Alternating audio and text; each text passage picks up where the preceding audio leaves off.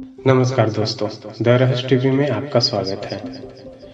Italy Europe का दूसरा सबसे पुराना देश है। इसका क्षेत्रफल लगभग 3,13,000 वर्ग किलोमीटर में है, जो महाराष्ट्र राज्य के क्षेत्रफल से लगभग 5,000 वर्ग किलोमीटर कम है।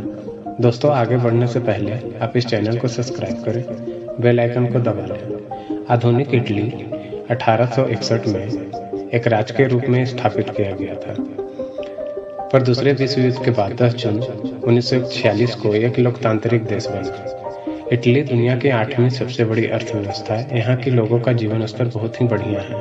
भारत की अर्थव्यवस्था भले ही इटली से एक कदम आगे है, पर आबादी के पास कम संसाधनों की वजह से ज्यादातर लोगों का जीवन स्तर बहुत ही कुछ खास नहीं है। इटली ने यूनेस्को विश्व धरोहर स्थलों की संख्या सबसे ज्यादा है। यहाँ पर 50 ऐसे ऐतिहासिक निर्माण हैं जिन्हें यूनेस्को में दर्जा दिया गया है। भारत में ताजमहल, विष्णु स्तंभ, कुतुब मीनार, कुल 35 विश्व धरोहर स्थलों में वर्ल्ड हेरिटेज साइट को दर्जा प्राप्त किया गया है। इटली दुनिया में सबसे ज्यादा शराब बनाता है। इटली के लोग सबसे ज्यादा शराब का सेवन भी करते हैं। इटली की बोलोना यूनिवर्सिटी यूरोप की सबसे पुरानी यूनिवर्सिटी, जिसकी स्थापना सन 1080 ईस्वी पूर्व में की गई थी। इटली में भारत की तरह ही एक उपद्वीप है। जिस तरफ भारत के उत्तर हिमालय पर्वत की, उसी तरह से इटली के उत्तर में अल्पस पर्वत की है। इटली एक लौता देश है जो दो देशों को चारों तरफ से घेरे हुए है, वेटिकन सिटी और सैन मारिनो। पहले विश्व युद्ध में इटली के 6 लाख से भी ज्यादा सैनिक मारे गए थे और 10 लाख से भी ज्यादा सैनिक बुरी तरह से घायल हुए थे।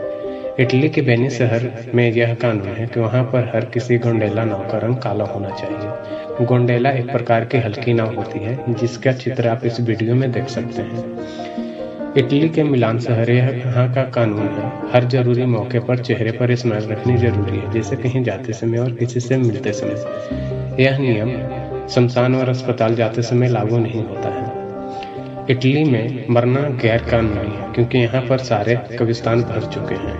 इटली में एक आदमी को सिर्फ इसलिए गिरफ्तार कर लिया गया था क्योंकि उसने पब्लिक प्लेस में स्कर्ट पहन रखी थी। इटली में एक रेस्टोरेंट है जो गुफा के अंदर बनाया गया है। विश्व की सबसे लंबी सुरंग इटली से होकर स्विट्जरलैंड तक जाती है। यह 57 किलोमीटर लंबा रेल मार्ग है, अल्पास पर्वत के नीचे से होकर जाती है। इसे बनाने में लगभग 17 साल से ज्यादा का समय लगा था।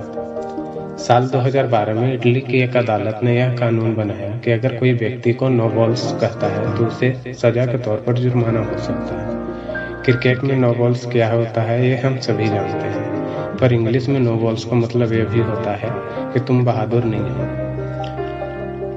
साल 1968 में इटली के पास सागर में एक व्यक्ति ने एक प्लेटफॉर्म बनवा दिया था और उस प्लेटफॉर्म का एक छोटा सा देश घोषित करके उसका खुद राष्ट्रपति बन बैठा था। उसने अपने देश का नाम the republic of rose island रखा था। इटली की सेना ने उसे प्लेटफॉर्म के अपने नियंत्रण में लेकर नष्ट कर दिया था। इस घटना से पता चलता है कि दुनिया में मूर्ख की कोई कमी नहीं है।